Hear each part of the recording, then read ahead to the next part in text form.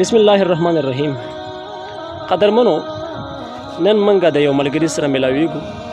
که تاسو ګورئ دا سیکل روان کړی دی او په دې سخته ګرمۍ کې دومره هیټینګ دی، دومره های ګرمي ده، ګورو چې ولې څه ته مجبوره شو. دا هم د موټرسایکل نه علاوه ما چېرته په سیکل نه دی لیدلی.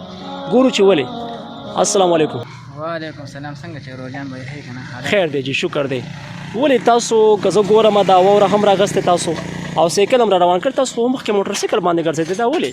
یاره نن سبا چې لکه په هر یو شیز باندې نظر واچوې نو حالات ډېر ګډوډ روان دي، ځکه چې د ملک مهنګایۍ ته وګورې، دغه ته وګورې، موټرسایکل تیرو ته وګورې، دغه ته وګورې، ډېر زیات هر څه موږ سره د واورې پیسې نشته. غریبي د غربت دی. یاره څه به وکړو چې واورې پیسې نشته لري، نو زه به موټرسایکل ته پټرول څنګه واچوم؟ ما چې د کور نه سایکل ایستلو ما چې اصلا پنچر نشي، دغه نشي په لار کې، د دې پنچر به څنګه لګوم؟ خو څه لکه بیا ګرمي او مې راشي سایکل باندې دومره مهنګایي لکه سوا شوې ده، دومره مهنګایي شوله. لکه مخکې به کم از کم موږ به دا واوره اخیسته په 10 باندې، اوس دا 50 ته ورسېده.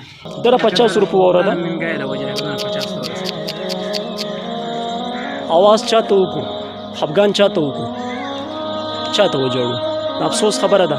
تاسو جی څه وایي؟ د ملک حالات ډېر ګمبیر دي، دا نه سټ کېږي، پته نه لګېږي کم یو راځي هغه وایي زه به را کمه کم، بل وایي زه به را کمه کم، چې راشي هغه د هغه نه بدتر راځي.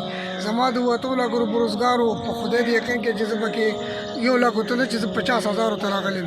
دا ولې چې یو شی یو ریټ نه ټینګېږي، کم ریټ چې راوړو هغه خرڅ کړو بیا په هغه کې نه کېږي. بل د کور حالات خراب دي، بل زه د شوګر مریض یم، زما د علاج د بچو زما په دې حالات کې څه وکړم؟ په ایمان خودکشۍ ته جوړ شوي. الله دې زموږ په حال رحم وکړي، خدای په خپل پاکستان په خپله رحم وکړي. ډېر قدرمنو، تاسو ګوره ډېر د خفګان، ډېر د افسوس خبره ده د دې خلکو دپاره چې زه مجبوره کېږم نن چې کوم دی کېنم سایکل ته کېنم. ولې کېنم؟ زما وس نه کېږي چې مطلب زه پېټرول واچوم. نو پېټرول خو ډېر ګران دي، تاسو ته خپله پته لګي پېټرول نه ډېر ګرانه خبره ده، ډېر د افسوس خبره ده. نو قدرمنو تاسو جی بجلی کټ ته ګرمي دا ډېر ظلم دی، ډېر انتهایي ظلم دی. ټیلرانو کار ولاړ دی، د مصریانو کار ولاړ دی، هر یو کار واران ډېر تکلیف کې دي، ټیلران په تکلیف کې دي. د اختر مخه ده، دا به څه کوي دا خلک؟ یو د دې د غم وکړي شي. ټیلر صاحب د راځو اګرم تاسو کو چې هغوی څه وایي. السلام علیکم. وعلیکم السلام. تاسو جی څه وایي؟ مطلب تاسو ټیلري کوئ د کم ټایم نه بجلی را نه اوسه پورې څه داسې سوچ لرئ تاسو؟ یاره جی مونږ خو جی سره 15 کالونو دلته پاتې کېږو، دوکان هم دی جی او 8 میاشتې وشوې چې ډېر بوره حالات دي. مخکې خو جې مې ورنګه حالات وخت تېرېده، جی اوس وړه شوې ډېره زیاته ګرمي ده. زمونږ ایم این اے صاحب نه، ایم پي آی صاحب نه، هغوی خو د سره څه ګنجایش نشته چې دې کې څه دغه وکړي، یا پکې لاس وخوځي یا نور څه وکړي. خو لکه زمونږ خپل هغه چې انشاءالله اراده چې کومه ده، نو بس یا به په زور یا به په شور، 2 خبرې دي، هېڅ هم نشته، بس بېروزګاري ده. راځو اوس بل ملګري د هغې هم تپوس کوو چې هغې پکې څه وایي. السلام علیکم.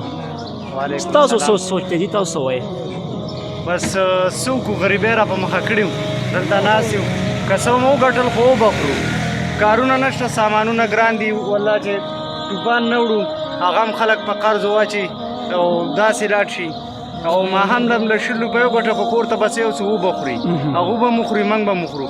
چې څه ونه ګټو موږ هم داسې ناست یو، او څه بیمارۍ دي، بچیم بیمار دي، واړه ټول کې کور کې مور او پلار هغه هم بیماران دي، او ډېر بوره حالات روان. سهار راوځو او هغه چې کوم مخکې موږ څونه پیسې څه ګټل هغه نشته دی، تکلیف دی بیخي هېڅ دغه د رقم نه لګي، بیا ډېر حالات خراب. افسوس قدرمنو کو تاسو وګورئ که نه چې څونه خلکو تاسو د هغوی رایې کومه وکتله. خلک چې کوم دی نن ډېر پریشانه دي. ولې؟ یو خو د بجلۍ مسله ده، کم ټایم نه را روانه دی خلکو ته، نو ډېره غټه مسله ده.